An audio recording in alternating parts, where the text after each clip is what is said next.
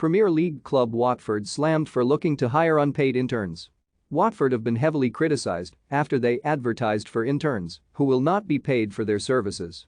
The Premier League outfit are currently trying to stave off the threat of relegation to the Championship, having been promoted to the top flight last term. Plans are already being made off the pitch for next season. That includes the hiring of interns for roles as a performance analyst and a data analyst, although both will be unpaid. Applications are only open to undergraduate students, but they will still be faced with notable demands.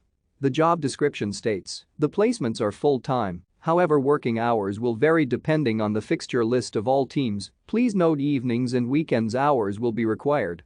The decision to not pay the applicants has been heavily criticized on social media, pointing to the Hornets' wage bill for first-team players reported to be around £30 million. What do you make of Watford offering unpaid roles?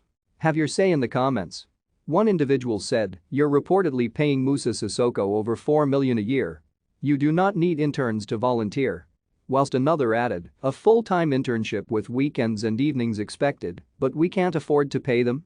A third claimed, "So exciting, can I use excitement to fill my car up with fuel? Or pay my rent and council tax?" Exploitation. Watford could find themselves back in the second tier of English football next term. The Hornets sit in 19th, 4 points from safety despite playing a game more than some of their rivals. Crystal Palace beat them 4-1 at Vicarage Road on Wednesday night, just days after they'd secured a surprise win at Aston Villa.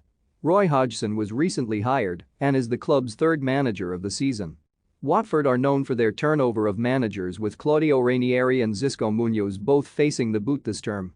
Hodgson issued a defiance response to the possibility of relegation when he arrived at the club, having been out of work since leaving Crystal Palace at the end of last season.